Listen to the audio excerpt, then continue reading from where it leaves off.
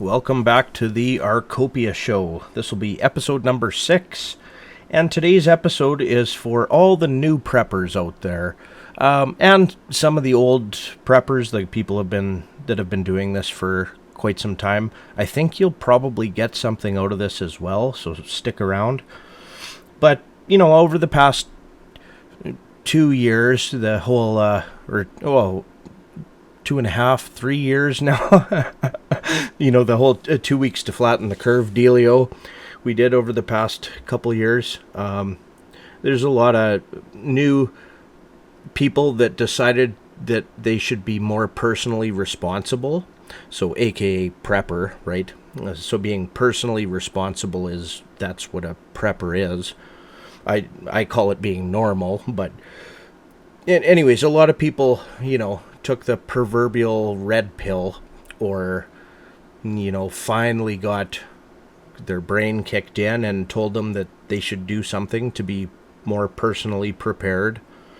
And, then that drives them down some rabbit holes of learning things and, whatever the case might be. But it's kind of like just getting yourself enlightened and then taking steps to be more personally responsible once you learn some things and get enlightened. So it could be anything. And I'm not a conspiracy theorist type of person, and I love it when somebody can give me a new piece of information that gives me a different perspective that can change my mind.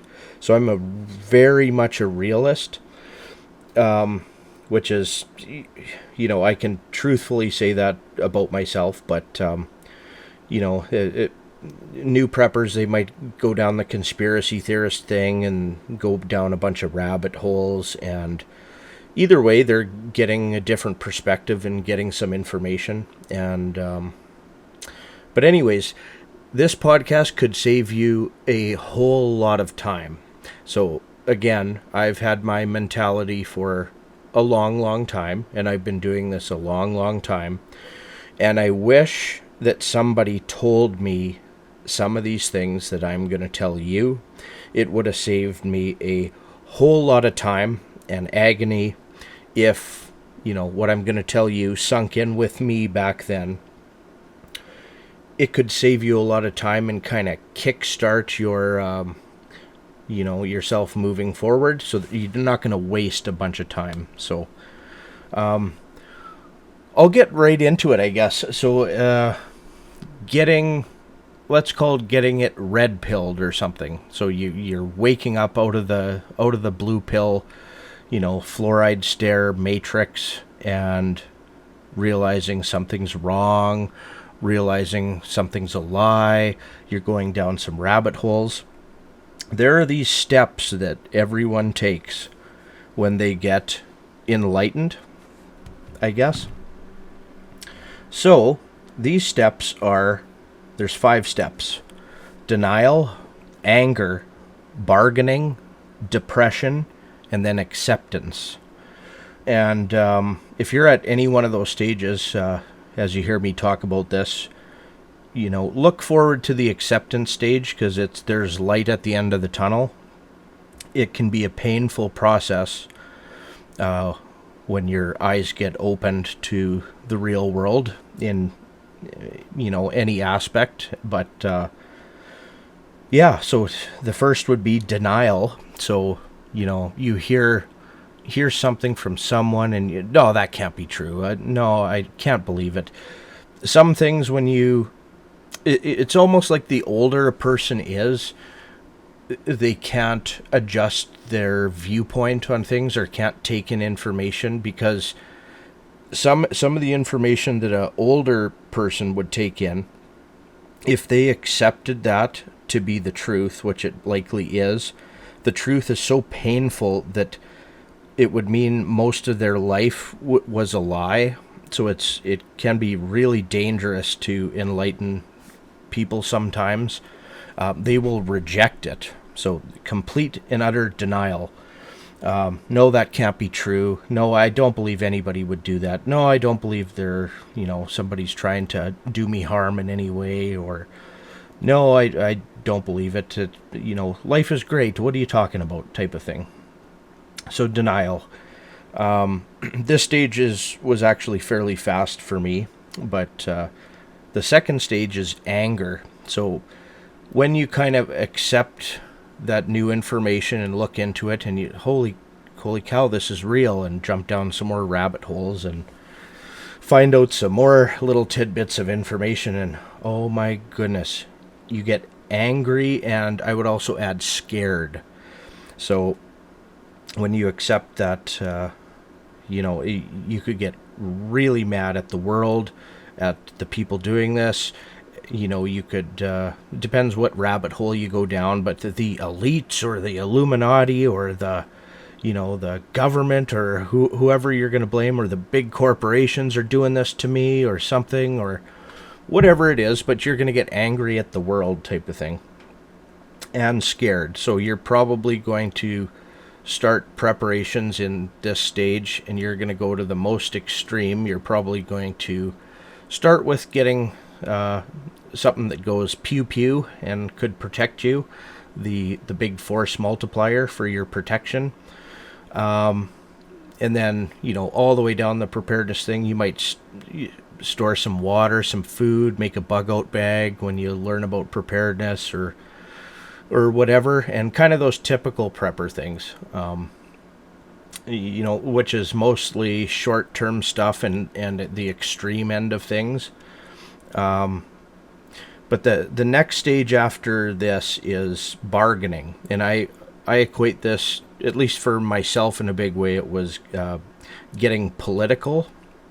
So it's bargaining, like, guys, no, you're trying to convince other people of this new information that you found that you believe to be true, which is likely true, and everybody else is denying you that, but you're trying to be political, like, guys, don't vote this way, guys, please vote this guy. It's kind of the lesser of two things. If you vote for this is the consequences of what happens. Like, I know the free stuff is amazing and everything, but it leads to inflation and it leads to the collapse of everything. Nothing's free. It's like, no, you're wrong, Dean. Okay, no problem. But you get really political. So for me, for instance, when was it? I don't know. 2016, I kind of stopped bothering.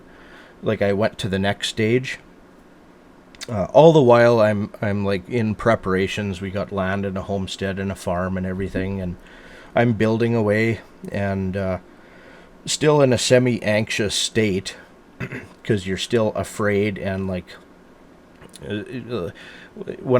for me particularly, I like the economic aspect of things because it's math. It's the inevitable thing. So I've never been like, oh man, I heard an asteroid's gonna come, or a solar flare, or like that show Doomsday Preppers. I'm preparing for Yellowstone volcano blowing up. Well, I'm preparing for an asteroid hitting the Earth.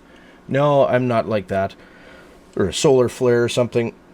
I'm kind of the big picture, absolute inevitable, everything bubble, economic.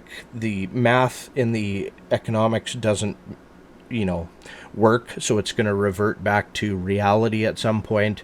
We can't live in a fake world forever. It looks fine, like temporary or whatever, but anyways, that's beside the point. But getting political, I'd get really political. So the 1 year it was, I saw we got many different socialist parties in Canada. They're mostly all socialist parties.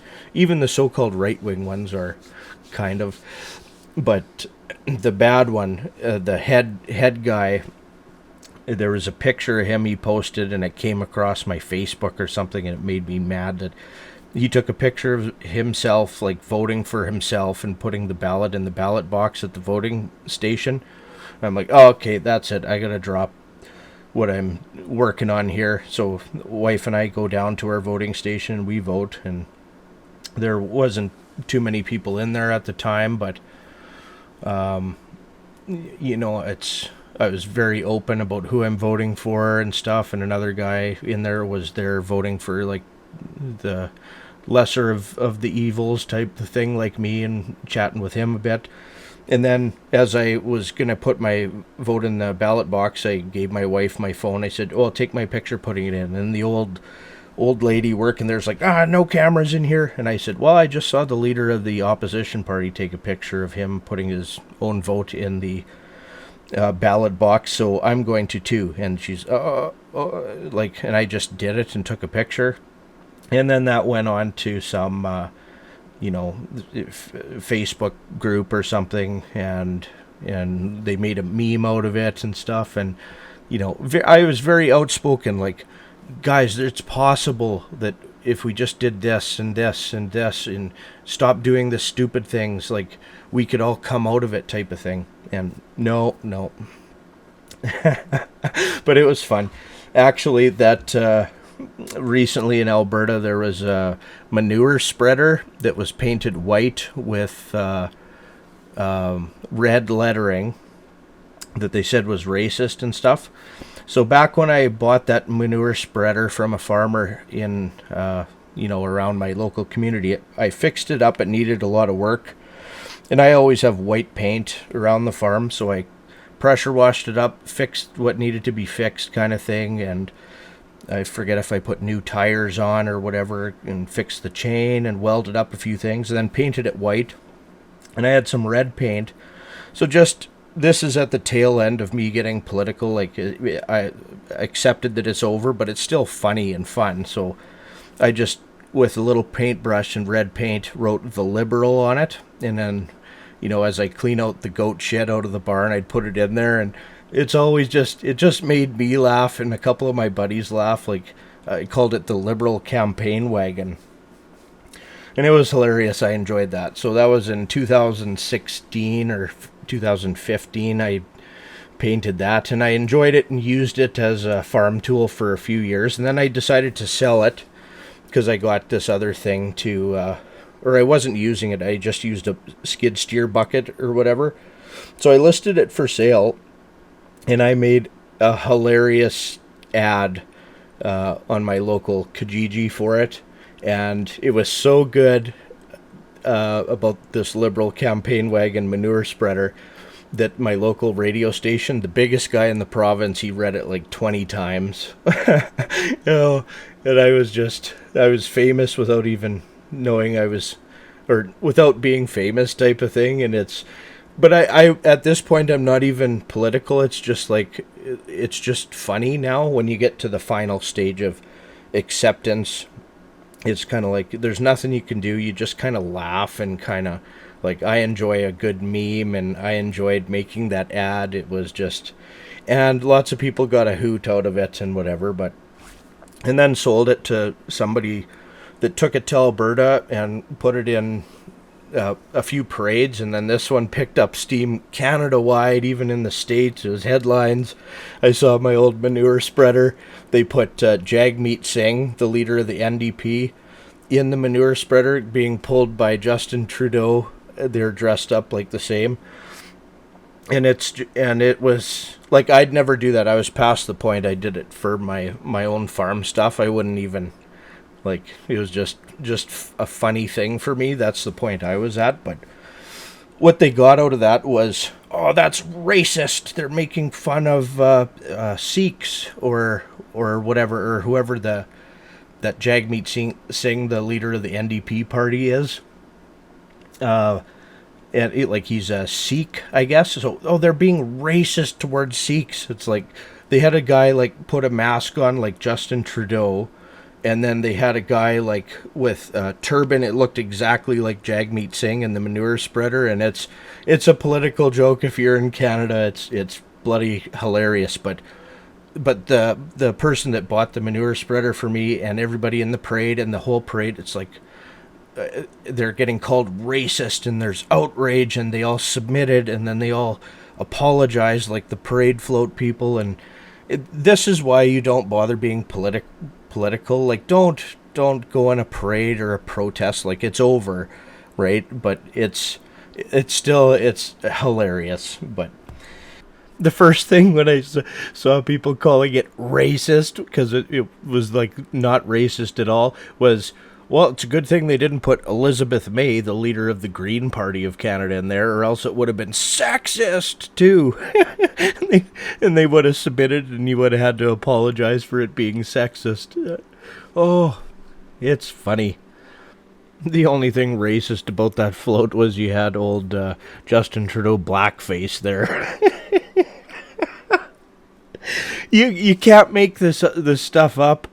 I wish everybody the best when they get to the acceptance stage where none of this matters. Oh, it's a beautiful thing. Anyway, so this bargaining stage, you eventually get past that. And then the next stage of that is actually depression. So when you kind of realize that, no, people don't want to listen. No, we're going like full speed. We're going to hit this brick wall. We're going to drive off the cliff, no brakes. There's no stopping it. There's no convincing anybody. The depression stage, and it can be deep for some people. It can be all the way to suicidal. Like, because what's the point? Like this is over. And, you know, you have to fight your way through that. And for me and a lot of people, it's from turning, instead of outward, like the bargaining thing, trying to bargain with the stupidity and whatever, and be political, you turn incredibly inwards on yourself and grow yourself. So it takes a bunch of strength for you to do that. So don't worry about other people. Good things happen when you turn inward. You make your own bed first, and then lead by example. You don't even tell people, you just lead by example. Be a good example for other people. And that's your way to kind of break that depression thing. Because when you realize that, yeah, we're no brakes heading off the cliff, it's going to be bad. Like, it's going to be quite bad. I think it's going to be, you know, worse than most people realize. But yeah, you get yourself out of that depression, and you get to this acceptance stage, it's called. And it's a beautiful thing. You turn inwards, you work on yourself, you kind of don't worry about all the stupidity out there.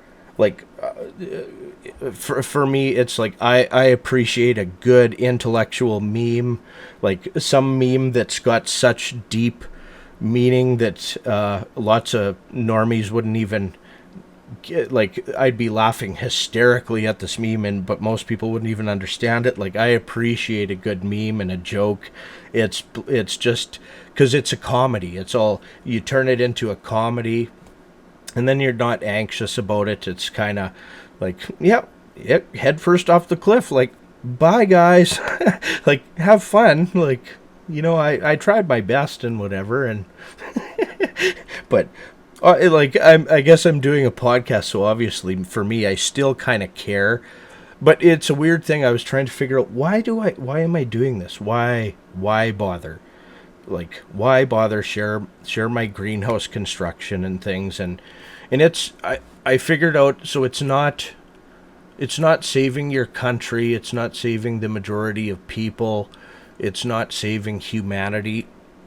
It's like putting out an olive branch and leading kind of by example, and only a tiny amount of people, you know, are gonna kind of look at the olive branch or grab it, or, you know, I could help a few people who are willing to help themselves, type of thing, and turn inward themselves. Not like everybody fix the country or something, because it's done. But yeah, extend the olive branch. And you know what? I don't really give a hoot anymore, type of thing. You come to this calmness, and yeah, you accept everything. Like, there's the clown world aspect of it, where everything's just funny. And a good rule of thumb today is you get your news from stand-up comedians like Joe Rogan or somebody, and you get your comedy from the mainstream media. So I think I said before, it's like, I'm optimistic for for the future of myself, family, and community type of thing. And I am very pessimistic for the majority and the whole thing as a whole. And yeah, everything's funny. I never get angry. Like, to get a rise out of me is almost impossible. For me to get sad or depressed about something, I've had this acceptance for quite some time. Like, I accepted the suffering of others that's going to inevitably come, like, be their demise, and I've accepted there's nothing I can do for that, and I've accepted so many different things that's going to be coming, and it's very enlightening and freeing if you can get through those 5 stages. So for all the new preparedness people, you can skip those stages, maybe faster with that information. So denial, anger, bargaining, depression, and acceptance. Now, I didn't know that, but when I like become more knowledgeable as more time goes by, and I come across these tidbits of information, like there's an actual step process to getting awake to some of this stuff. But nobody told me that. But then reflecting, I, like, to a T, exactly like everyone else, went through those stages. And if somebody gave me that information back then, it would have, like, hopefully fast-tracked me to go through the whole stages, to get to that acceptance stage and turning inward stage. Because a lot of time wasted. Like, why do I stopped working to go vote, right? And I told myself I wouldn't even bother voting anymore, but then it gets to be an election day like last time, and I'm like, oh man, if it's a close call, I'd feel so bad. So I went in and voted, and then the person I voted for, they didn't get 1 seat in Canada, not one. It's just like, oh, okay, yep, now I'm done. So yeah, it's like all the people, I'm like, no, don't vote for Castro's kid there, what's his face, Justin Trudeau. Don't do it. Like the first time, like the legalizing marijuana, it's not worth it. Like this is what's going to happen. This is what happened with his stepdad when he was in office. This is, like, it's not good. You don't elect a part-time drama teacher, somebody who has no life experiences. What a waste of my breath, right? So it's, who are you going to vote for next time? I'm like, I'm forced to vote. I might vote for Trudeau next time. And people are like, what? It's, well, yeah, well, you did it the first time, and everybody that voted kind of the first time, they got the temporary free goodies in their lives, like, kind of got temporary better by making the end crash significantly worse. So I was like, I just, in my brain, I'm like, actually, the faster that this collapses, because it's kind of a slow going thing, the faster it all collapses, the more lives will actually be saved. There's an argument for that as well, but anyway, yeah, I won't vote for Trudeau, so just whatever. So yeah, and for all the new preppers too, so you're let me put it this way, so you're going to go from the extreme and work your way back. So what I mean by that is, when you go through these stages, you get past the denial and get angry, right, and the depression stage and things, you're going to want some personal protection. So you obviously go to the most logical solution, which is actually the same thing that's the last case resort. So it's kind of a funny thing. The first thing you get prepping is like the last thing you should be using. The thing that goes like bang bang pew pew, right? And then you're going to get yourself some food, and a little bit of food you're going to learn. Might buy some Mountain House, or might buy some of our Copia smoothies or something and put them back, and then some rice. You'll learn about rice and storing rice, and then you'll store a little bit of that, and maybe you'll have a week or two worth of food, or 30 days worth of food on hand, and then you'll do a bug out bag, like blah blah blah, get some like cool little survival tools and stuff. But it's funny, you're working from, like, for most things, not the food, you should always have food stored back, but the little, like, a flint fire starter, like, no, go get yourself some Bic lighters. If you get a smoking deal on some little flint starter survival thing, bushcrafting little prepper trinkets, or an all-in-one hatchet thing that's good for almost nothing, you start prepping by going to the extreme, and then you work your way inward. So, like, for example, first you get the thing that goes bang, all the way down to finding multiple different pruning shears and pruning knives to, like, graft apple tree branches onto each other type of thing. So those are kind of the stages, and you should have the first most extreme thing. That's very important, and work your way back. Like, it's just a logical thing you should do. Like, you should have the thing that goes bang, lots of storable food, all the trinkets. It's just, this is a natural thing if you're living in the city, and then maybe eventually you decide you're going to get some land, or you're going to move or relocate and then you get the land and the homestead or whatever it is, and then you start working your way back, like to planting apple trees, to getting a few goats, to stockpiling some fencing staples, to it's a natural progression. And I always tell people there's always time. Like, I'm quite surprised how long things have gone on. Like, the money printing that happened, like the corporate welfare from 2008, bailing out the banks and stuff, and then the quantitative easing and money printing, and since 2008, it's 2022 now. It's been 14 years, and now we're just seeing the inflation finally reach the consumer prices. So everybody, like, was laughing and cheering. It hit the stock market, and the tech bubble stocks, and the extremely overvalued stocks that and everything, and then real estate, and most people are cheering, right? And it hit asset prices. But now it took like 14 years for that quantitative easing, money printing thing, the big stuff, to finally reach consumer prices. It's kind of, I can't believe it took that long. It's insane. But so there, what I'm saying is there's always time, right? So if there's if real estate's in a bubble, like, it's kind of a funny thing, like inflation and a bubble. So inflation, like, real estate should be higher. The amount of fake currency is washing around the system, right?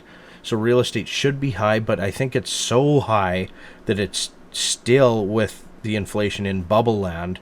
So maybe you'll get a pullback if you're looking for land or something, or to relocate, get a deal on some real estate possibly. But there's always time. So just, like, when you accept it and you turn inwards, just work on yourself. And for me, I play this extreme long game. Like, my whole life, I'm not preparing.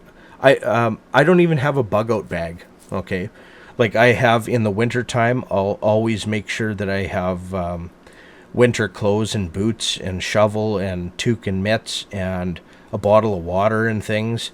And in my pocket, I just have my pocket knife all the time, and I don't go particularly far away from my place of residence, right?